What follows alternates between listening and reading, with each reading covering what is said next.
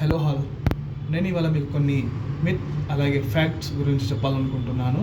అది కూడా మన ప్రొఫెషనల్ అలాగే పర్సనల్ లైఫ్స్కి చాలా ఇంపాక్ట్ పడుతుంది. దానిలో కీ టర్మ్స్ వచ్చేసి effective communication, public speaking, story telling and emotion connection. ఈ 4 పాయింట్స్ మనకి మన లైఫ్లో ఎక్కడ యూజ్ అవుతాయో నేను చెప్తాను.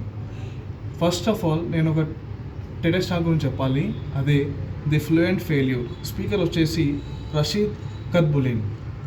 ఇక్కడ స్పీకర్ గురించి ఎందుకు చెప్పాలనుకుంటున్నానంటే, స్పీకర్ కూడా సేమ్ యాజ్ యూజువల్ మనలాగానే తన చైల్డ్హుడ్లో చాలా సఫర్ అయ్యాడు. ఏంటంటే స్టేజ్ పైన వెళ్ళేసి పోయిట్రీ కానీ షార్ట్ స్టోరీ కానీ చెప్పాలనుకున్నప్పుడు అతనికి వాళ్ళ ఫెలోమేట్స్ చూస్తే భయం అనిపించేది. ఇంకొకటి ఏంటంటే అతను చెప్పే ఇంటెన్షన్ కానీ టోనే కానీ మోడ్యులేషన్ అనేది కానీ పాస్ చేస్తాం అనుకున్న ఒక మెసేజ్ డెలివరీకి కానీ అతనికి భయం కాదు, పర్ఫెక్షనిజం అనేది ఒక డిజీజ్ ఉంటుంది కదా, అది ద్వారా అతను ఏమైపోయాడంటే స్టక్ అయిపోయాడు.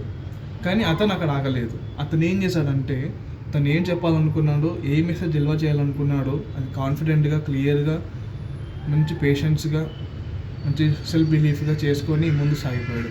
ఇదే మోటో తనకేమైందంటే ఒక నేషనల్ లెవెల్ కాంపిటీషన్, అది కూడా పబ్లిక్ స్పీకింగ్ కాంపిటీషన్కి అటెండ్ అయ్యాడు. అతను 400 నేషనల్ వరల్డ్ బెస్ట్ స్పీకర్స్లో 7th పొజిషన్కి వచ్చాడు. 7th పొజిషన్లో 2nd పొజిషన్లో విన్ అయ్యి అతను నిరూపించుకున్నాడు. ఇక్కడ ఏంటంటే ఇంటర్వ్యూస్లో కూడా స్టోరీ టెల్లింగ్ అనేది ఇంపాక్ట్ చాలా పడుతుంది. అపోనెంట్ ఇంటర్వ్యూకి మన ఇంటర్వ్యూకి తేడా ఏముంటుందంటే మన యూసేజ్ ఆఫ్ స్టోరీ టెల్లింగ్. మనని ఎలా ఎక్స్ప్రెస్ చేసుకుంటున్నాం అనేది కావాలి.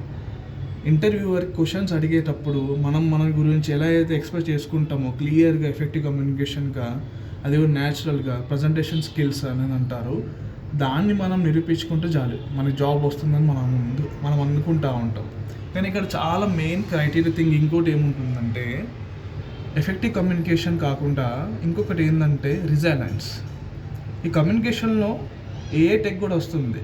ఏ టెక్ వచ్చినప్పుడు కూడా మనకేమనిపిస్తుంది అంటే మన పదాలు తీసుకుంటున్నా, మన ఉచ్చారణ తీసుకుంటున్నా, మన స్పెల్లింగ్, మన గ్రామర్, మన ఒక vocabulary, parts of speech, articles, entire పూర స్ట్రక్చర్ ఆఫ్ ఇంగ్లీష్ లాంగ్వేజ్ ఎలా తీసుకుంటుందని మనకు అనవసరం అండి.